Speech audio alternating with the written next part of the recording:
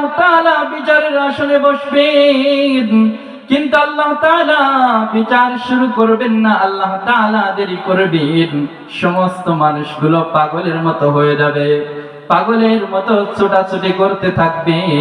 সূর্য অর্ধ হাত মাথার উপরে চলে আসবে। কিয়ামতের ময়দানে, হাসরের ময়দানের অবস্থা, মানুষের মাথার খিলগুলো টকবক টকবক করে ফুটতে থাকবে। মুসলমান, জমিন পুড়ে তামা হয়ে যাবে, উপরেও গরম নিচেও গরম।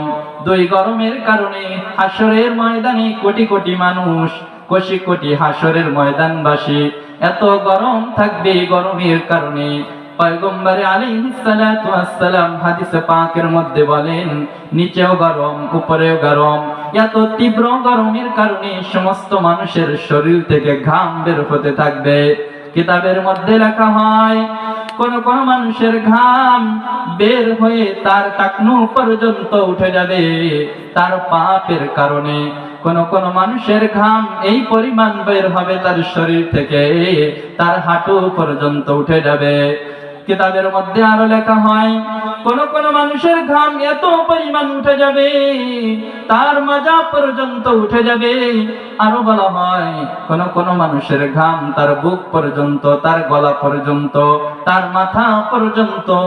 শুধু তাই নয়, এত গরম হবে কোন কোন মানুষের শরীরের ঘাম এত বের হবে, ঘাম বের হতে হতে ওই বান্দাটা ঘামের ভিতরে হাবুডুবু খাবে। হাসরের ময়দানের চিত্রটা খুব ভয়ঙ্কর। আমি যেভাবে বলতেছি আপনাদের মনে হয় বুঝাইতে পারতেছি না।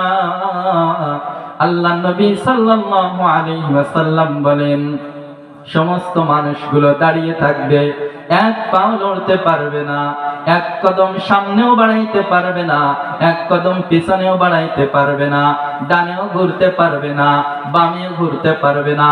কয় কিভাবে দাঁড়িয়ে থাকবে?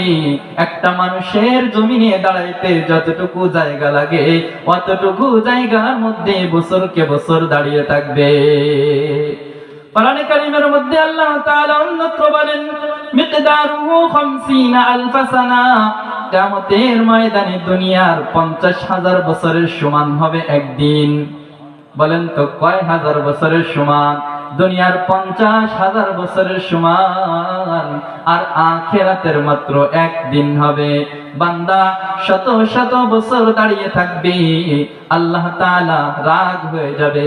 আল্লাহ তাআলা বলতে থাকবে, লিমানিল মুলকুল ইয়াউম লিল্লাহিল ওয়াহিদিল কাহ্হার।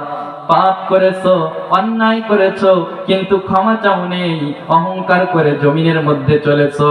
তখন দুনিয়ার রাজা বাচ্চারাও থাকবে, দুনিয়ার ক্ষমতাধারী প্রতাপশালী সমস্ত মানুষগুলো খালি তাকিয়ে তাকিয়ে দেখবে আর শুনবে, কোনো কিচ্ছু করার ক্ষমতা থাকবে না।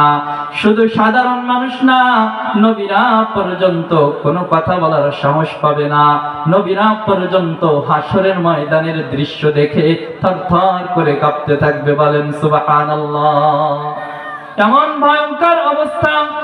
আল্লাহ তাআলা নিজে বিচারের আসনে বসবেন, কিন্তু বিচার কার্য শুরু করবেন না। যে আল্লাহ তাআলা কঠিন রাগ হয়ে গেছে, এই কারণে আল্লাহ তাআলাকে কেউ নরম করতে পারবে না। সমস্ত মানুষগুলো বিপদে পড়ে যাবে, মানুষগুলো পাগলের মতো হয়ে যাবে, দিশেহারা হয়ে যাবে, বলবে আর সহ্য হয় না, আর সহ্য হয় না। মাথার উপরে সূর্য, জমিন পুড়ে তামা হয়ে গেছে, এত গরম এত রৌদ্র আর সহ্য করা যায় না। ও মুসলমান, একটু খেয়াল করে দেখেন, আমি যেইভাবে কথাগুলো বলতেছি খুব সহজ মনে হচ্ছে, কিন্তু কঠিন ময়দান, কিয়ামতের ময়দানে অবস্থা কি হবে? আল্লাহ তাআলা নিজেই বিচারের আসনে বসবেন। গরম থাকবে। দুনিয়াতে সামান্য একটু গরম হলে আমরা বাড়ির ভিতরে ফ্যান চালাই, শহর এলাকার মানুষরা খবর নিয়ে দেখবেন এসির মধ্যে থাকে, তবুও গরম ঠান্ডা হয় না। কিন্তু আল্লাহ তাআলা কোরআন কারীমের মধ্যে বারবার বলতেছেন, ইযা যুলজিলাতিল আরদু জিলজালাহা, যেদিন প্রচন্ড আকারে প্রকম্পিত হবে। আল্লাহ তাআলা কিয়ামতের কথা এই আয়াতের মধ্যে বললেন, প্রচন্ড বেগে প্রকম্পিত হবে। আল্লাহ তাআলা বলেন, ইযা যুলজিলাতিল আরদু জিলজালাহা ওয়া আখরাজাতিল আরদু আসফালাহা, আল্লাহ তাআলা বলেন জমিন তার ভিতর থেকে সব কিছু বের করে দিবে। কিয়ামতের ময়দানে সমস্ত মানুষ দিশেহারা হয়ে যাবে, সমস্ত মানুষগুলো পাগলের মতো হয়ে যাবে, মানুষগুলো ছোটাছুটি করতে থাকবে। সব মানুষগুলো পয়গম্বর আদম আলাইহিস সালাতু ওয়াস সালামের কাছে চলে যাবে। ওগো আদম, ওগো আমাদের আব্বা, ওগো আমাদের আদি পিতা, আপনি একটা আল্লাহ পাকের কাছে সুপারিশ করুন। কার কাছে যাবে বলেন? আদম নবীর কাছে। আদম নবী ডেকে ডেকে বলবে আমি পারবো না, আজকে আল্লাহ পাকের সঙ্গে কথা বলার আমার সাহস নাই, তোমরা ফিরে যাও, ফিরে যাও, ফিরে যাও, আমি আল্লাহ পাকের সঙ্গে কোনো কথা বলতে পারবো না। সমস্ত মানুষগুলো তখন আদম নবীর কাছ থেকে ফিরে চলে যাবে। ফিরে যাওয়ার পরে মানুষগুলো দিশাহারা হয়ে ঘুরতে থাকবে, ঘুরতে থাকবে। এক পর্যায়ে পয়গম্বর নূহ আলাইহিস সালাতু ওয়াস সালামের কাছে চলে যাবে। ও পয়গম্বর, আল্লাহ পাক আপনাকে ৯৫০ বছর পর্যন্ত হায়াত দিয়েছে। ওগো আল্লাহর পয়গম্বর, আপনি একটু আল্লাহ পাকের কাছে দোয়া করেন, আল্লাহ পাক যেন তাড়াতাড়ি বিচার কার্য সমাধান করে দেয়। আমাদের আর সহ্য হয় না, যদি জান্নাতে যেতে হয় যাব, জাহান্নামে যেতে হয় যাব, কিন্তু মানুষগুলা বুঝবে না যে জাহান্নামের শাস্তি এর থেকে আরো কোটি কোটি গুণ বেশি হবে। মানুষগুলো বলতে থাকবে ওগো আল্লাহর পয়গম্বর, আল্লাহ তাআলা আপনাকে ৯৫০ বছর পর্যন্ত হায়াত দিলেন, আল্লাহ তাআলার দ্বীনের দাওয়াত আপনি ৯৫০ বছর পর্যন্ত দিয়েছেন, আপনি আল্লাহর একজন পয়গম্বর, আপনি আমাদের জন্য একটু সুপারিশ করেন, আল্লাহ তাআলা যেন বিচার কার্য তাড়াতাড়ি শুরু করে দেয়। পয়গম্বর নূহ আলাইহিস সালাতু ওয়াস সালাম, আল্লাহ পাকের পয়গম্বর হাদিসে পাকের মধ্যে বলেন, পয়গম্বর নূহ আলাইহিস সালাতু ওয়াস সালাম তখন বলবেন না না, আল্লাহ পাকের সঙ্গে আমি কথা বলতে পারবো না, আমার সাহস নাই আল্লাহ পাকের সঙ্গে কথা বলার। আল্লাহ পাক রব্বুল আলামিনের পয়গম্বর বলেন, তখন ওই বান্দারা সমস্ত মানুষগুলো কিয়ামতের ময়দানের সমস্ত মানুষগুলো ফিরে চলে যাবে পয়গম্বর মূসা আলাইহিস সালাতু ওয়াস সালাম। পয়গম্বর মূসা আলাইহিস সালাতু ওয়াস সালাম কে ডেকে ডেকে বলবে, ও আল্লাহর পয়গম্বর, আল্লাহ পাকের সঙ্গে দুনিয়াতে আপনি কত আলাপ করেছেন, কত প্রেম করেছেন, আল্লাহ পাকের সঙ্গে আপনি এত কথা বলেছেন। আল্লাহ পাক কোরআনে কারীমের মধ্যে বলেন, ওয়া কাল্লামাল্লাহু মূসা তাকলিমা, কত কথা বলেন। কোরআনে কারীমের মধ্যে আছে আল্লাহ তাআলা পয়গম্বর মূসা আলাইহিস সালাতু ওয়াস সালাম কে ডেকে ডেকে বলেন, ওয়া মা তিলকা বিয়ামিনিকা ইয়া মূসা, ও পয়গম্বর, ও মূসা তোমার হাতে এটা কি? পয়গম্বর মূসা আলাইহিস সালাতু ওয়াস সালাম সংক্ষেপে যদি বলে দিতেন, বলে দিতে পারতেন যে ওগো আল্লাহ, ওগো রব্বে কারীম, আমার হাতে একটা লাঠি। কিন্তু পয়গম্বর মূসা আল্লাহর সঙ্গে অধিক পরিমাণে কথা বলার জন্য, লম্বা টাইম কথা বলার জন্য ঘুরিয়ে পেঁচিয়ে বললেন, ওগো আল্লাহ, আমার হাতে এটা লাঠি, এই লাঠি দিয়ে আমি পথ চলি, লাঠি দিয়ে আমি বকরিদেরকে, ছাগলকে পাতা পেড়ে পেড়ে ছাগলদেরকে খাওয়াই, লাঠি দিয়ে এই করি, সেই করি, এটা করি, ওইটা করি। কথা বিস্তারিত করতেছে, অথচ আল্লাহ তাআলা শুধুমাত্র বলতেছে, ও পয়গম্বর তোমার হাতে এটা কি? সেই পয়গম্বর মূসা আলাইহিস সালাতু ওয়াস সালাম, হাদিসে পাকের মধ্যে লেখা হয় আল্লাহর নবী মূসা আলাইহিস সালাতু ওয়াস সালাম আল্লাহর সঙ্গে কত কথা বলেছেন, দুনিয়াতে কত আলাপ করেছেন, প্রেম করেছেন, সেই পয়গম্বর পর্যন্ত থরথর করে কাঁপতে থাকবে।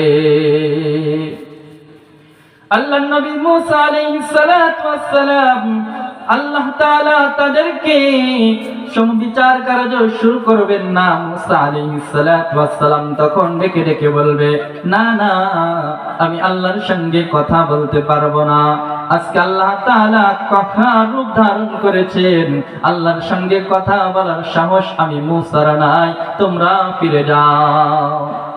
তখন সমস্ত মানুষগুলো কিয়ামতের ময়দানের সমস্ত মানুষগুলো পয়গম্বর মূসা আলাইহিস সালাতু ওয়াস সালাম থেকে ফেরত চলে আসবে। ফেরত চলে এসে পয়গম্বর ঈসা আলাইহিস সালাতু ওয়াস সালামকে ডেকে ডেকে বলবে, ওগো আল্লাহর পয়গম্বর, আল্লাহ তাআলা দুনিয়াতে আপনাকে বাপ ছাড়া সৃষ্টি করে একটা নজির দেখিয়ে দিয়েছেন যে বাপ ছাড়াও পৃথিবীতে মানুষ আসতে পারে কি পারে না। আল্লাহ তাআলা তার প্রমাণ আপনার মাধ্যমে ঘটাইলেন। আল্লাহ তাআলা বিশেষ মুজিজা দ্বারা আপনাকে সৃষ্টি করেছেন। আল্লাহ তাআলা আপনার হায়াতে জিন্দেগিতে আপনাকে উঠিয়ে নিয়ে গিয়েছিল। ও আল্লাহর পয়গম্বর, আপনি আল্লাহর একজন খাস বান্দা, আপনি একজন আল্লাহর বিশিষ্ট একজন নবী, জলিল কদর পয়গম্বর।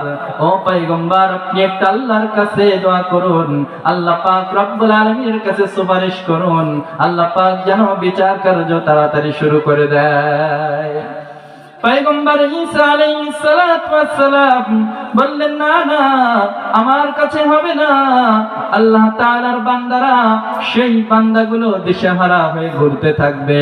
একটু মনোযোগ দিয়ে শোনেন, আপনারা আমার মতো এরকম দুনিয়াতে বসে রয়েছি, দুনিয়াতে যেরকম গরম হয় এরকম গরম না। আল্লাহ তাআলা হাশরের ময়দানে এখন যেখানে সূর্য আছে, সূর্যটা উল্টো দিক ঘোরানো আছে, তাই আমরা গরমে বাঁচতে পারি না।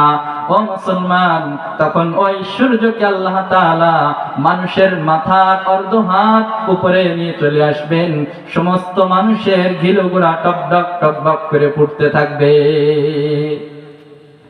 এমন সময় পয়গম্বর হযরত ঈসা আলাইহিস সালাতু ওয়াস সালাম তখন তাদেরকে পরামর্শ দিবেন, যাও যাও, তোমরা পয়গম্বর মুহাম্মদুর রাসূলুল্লাহ, সকলে বলেন সাল্লাল্লাহু আলাইহি ওয়াসাল্লাম, তার কাছে চলে যাও। আল্লাহ তাআলার বান্দাগুলো পয়গম্বর মুহাম্মদুর রাসূলুল্লাহ সাল্লাল্লাহু আলাইহি ওয়াসাল্লামের কাছে চলে যায়। আল্লাহর পয়গম্বর সিজদায় পড়ে যান। আল্লাহর পয়গম্বর সিজদায় পড়ে আল্লাহ তাআলাকে ডাকে, আল্লাহ তাআলাকে ডাকতেছে। সব নবীরা পর্যন্ত ইয়া নফসি বলতে থাকবে, শুধুমাত্র একজন ব্যতীত, আমার আপনার দয়ার নবী, মায়ার নবী কিয়ামতের ময়দানে আল্লাহর কাছে বারবার বলতেছে, ইয়া উম্মতি, ইয়া উম্মতি। সুবহানাল্লাহ।